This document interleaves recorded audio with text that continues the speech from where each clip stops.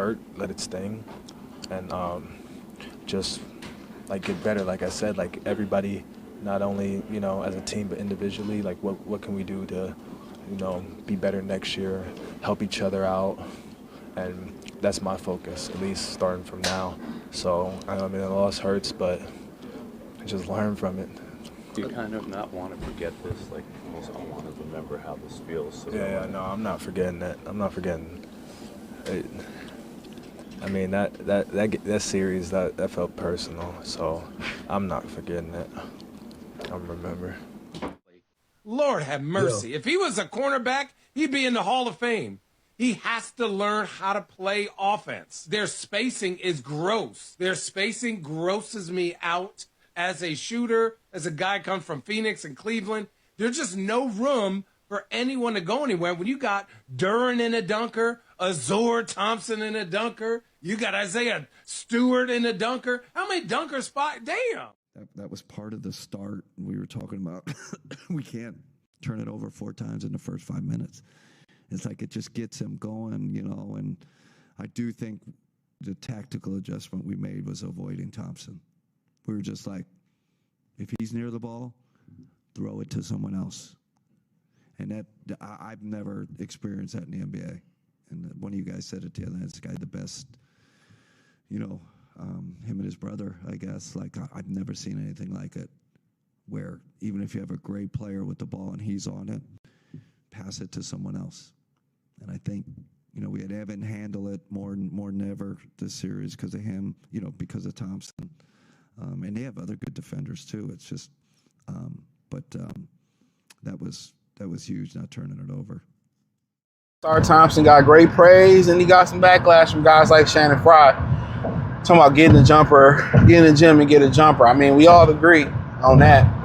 Kenny Atkinson praised him for being an elite defender, and he said he has never, basically whoever guarding Ausar Thompson, just go stand in the corner and we're going to avoid him. He's never done that before, and that was their strategy. I was hearing people talking about Shannon Fry, what he said, and people said, well, you were a bum. And like I said before, why I don't understand why this generation always attacks the messenger. When they can't attack the message, they attack the messenger. And that's why, mentorship is dying.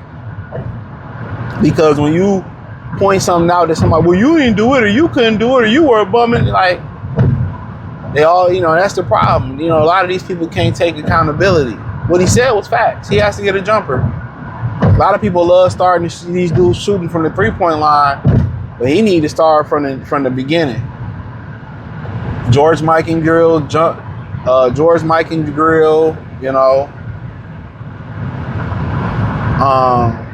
right in front of the basket, working on form like that. Free throws need to be better. Duncan Robinson only shot 75% from the free throw. I'm like, what the hell? What the hell? He need to shoot a lot better from the free throw line.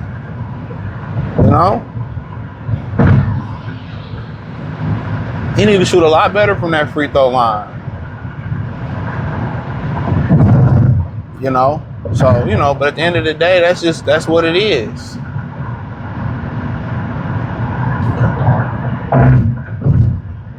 But Ausar Thompson, he just got to work all together on form.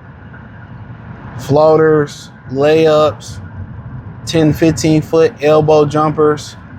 You know what I'm saying? That's what he should work on. I mean, him and his brother both can't shoot. His brother better offensively. They was using AI to shoot the ball. So, I feel him, but you got to shoot the ball better. Whether, Fred Vincent, I don't know what he's doing. Whether it's getting lethal shooter to help you out.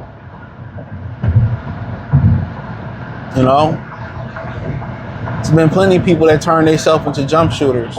Rajah Bell, Bruce Bowen. And it's levels to shooting. It is. I mean, you catch and shoot, off the dribble shooting.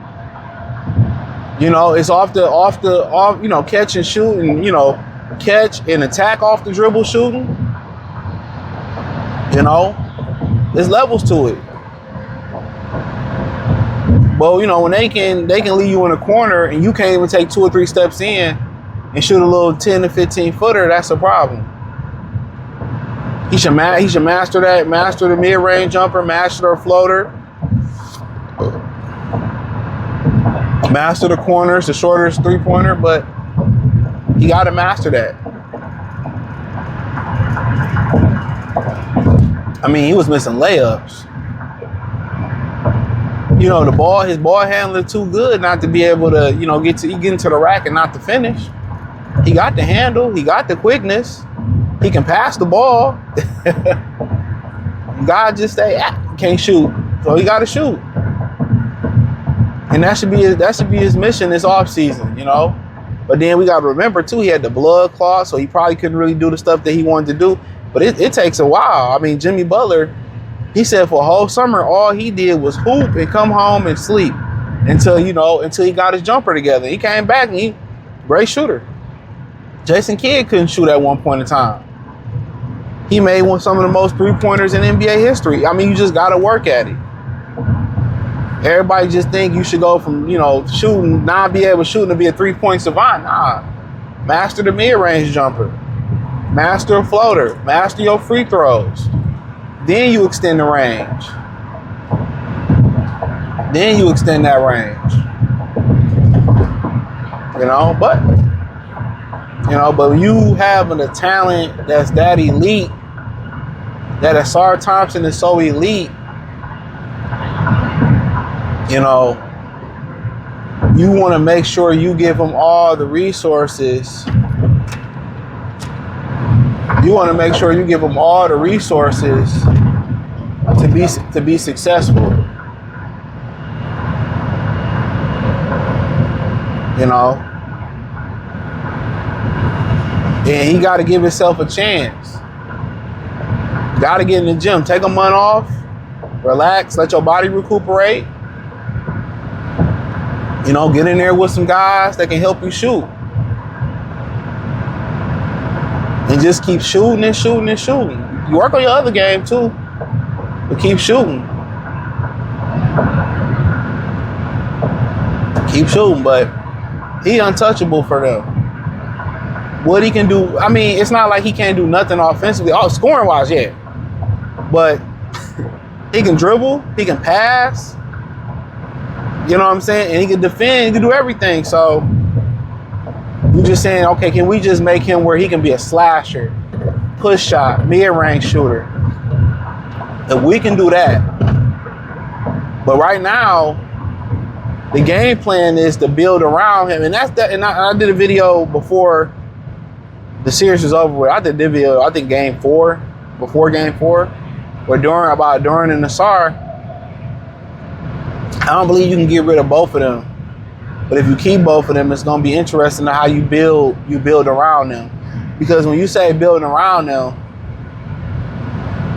you know, the other three guys or other two guys got to be shooters in that lineup. Knockdown shooters or flamboyant scorers. So, but, you know, I'm not, I mean, even to me, Jalen Duren jumper seemed a lot better than Ausar Thompson jumper. You know?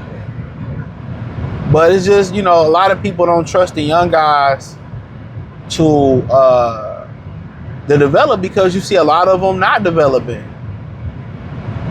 That's the problem. You see a lot of them not developing. Every year you come back and there's nothing new, nothing great, nothing changed. So it's hard to see a lot of these young guys develop. You know what I'm saying?